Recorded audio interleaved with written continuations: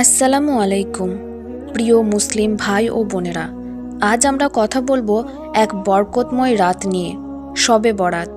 এই রাত হলো ক্ষমা, রহমত, রিজিক এবং তাকদিরের সিদ্ধান্তের রাত। অনেকেই এই রাতে দোয়া করে, কিন্তু জানেন কি, এমন কিছু আমল আছে যা করলে আল্লাহ কখনো বান্দাকে খালি হাতে ফেরান না। আজকের এই ভিডিওতে জানব শবে বরাতের রাতে এমন 4টি আমল যা করলে দোয়া কবুল হওয়ার সম্ভাবনা বহু গুণ বেড়ে যায়। ভিডিওটি শেষ পর্যন্ত দেখবেন, কারণ শেষের দোয়াটি হতে পারে আপনার জীবনের মোড় ঘুরিয়ে দেওয়ার দোয়া। শবে বরাতের গুরুত্ব।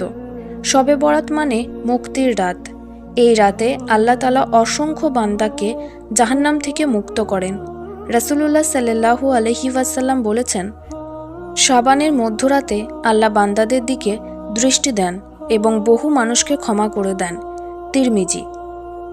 এই রাতে ফেরেশতারা আল্লাহর আদেশে মানুষের তাকদিরের কাগজ লিপিবদ্ধ করেন। তাই এই রাত আমাদের জীবনের সবচেয়ে গুরুত্বপূর্ণ একটি সুযোগ। প্রথম আমল, খাঁটি তওবা ও ইস্তেগফার। প্রথম এবং সবচেয়ে গুরুত্বপূর্ণ আমল হলো খাঁটি অন্তরে তওবা করা। আল্লাহ বলেন, হে ঈমানদারগণ, আল্লাহর কাছে খাঁটি তওবা করো। সূরা তাহরিম। এই রাতে বলুন, আস্তাগফিরুল্লাহাল্লাযী লা ইলাহা ইল্লা হুয়াল হাইয়ুল কাইয়্যুম ওয়া আতুবু ইলাইহি। নিজের সব গুনাহ স্মরণ করুন, চোখের গুনাহ, কানের গুনাহ, অন্তরের গুনাহ, লুকানো গুনাহ, প্রকাশ্য গুনাহ। আল্লাহর সামনে কান্না করে বলুন, হে আল্লাহ, আমি আর সেই গুনাহে ফিরব না। আমল 2, বেশি বেশি নফল সালাত আদায়। এই রাতে বেশি বেশি নফল নামাজ আদায় করুন। 2 রাকাত, 4 রাকাত, 8 রাকাত, যত পারেন। নামাজ শেষে বলুন, ইয়া আল্লাহ, এই নামাজ তোমার সন্তুষ্টির জন্য। রাসূলুল্লাহ সাল্লাল্লাহু আলাইহি ওয়াসাল্লাম বলেছেন, যে ব্যক্তি রাতে ইবাদতের জন্য দাঁড়ায়, আল্লাহ তার মর্যাদা বাড়িয়ে দেন। এই নামাজের মাধ্যমে আল্লাহর নিকট আপনার হৃদয় নরম হয়ে যাবে, আর নরম হৃদয় থেকে করা দোয়া কখনো প্রত্যাখ্যান হয় না।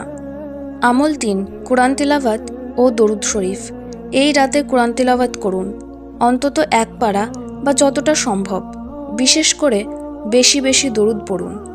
রাসূলুল্লাহ সাল্লাল্লাহু আলাইহি ওয়াসাল্লাম বলেছেন, যে ব্যক্তি আমার উপর একবার দরুদ পাঠ করে, আল্লাহ তার উপর 10টি রহমত নাজিল করেন। যত বেশি দরুদ পড়বেন, তত বেশি দোয়া কবুলের দরজা খুলে যাবে। আমল 4, কান্না ভেজা দোয়া ও মোনাজাত। এটাই সবচেয়ে গুরুত্বপূর্ণ আমল, মন থেকে কান্না করে দোয়া করা। আল্লাহ বলেন, তোমরা আমাকে ডাকো, আমি তোমাদের ডাকে সাড়া দেব। সূরা গাফির আয়াত 60। এই রাতে দোয়া করুন, নিজের জন্য, পরিবারের জন্য, উম্মতের জন্য। দুনিয়া ও আখিরাতের কল্যাণ চান, মৃত আত্মীয়দের জন্য মাগফিরাত চান। আপনার জীবন, পরিবার, রিজিক, রোগ মুক্তি, হেদায়েত ও আখিরাতের সফলতার জন্য বলুন, ইয়া আল্লাহ, আমাকে ক্ষমা করো। ইয়া আল্লাহ, আমার মা বাবাকে ক্ষমা করো। ইয়া আল্লাহ, আমার ভবিষ্যৎ সুন্দর করে দাও।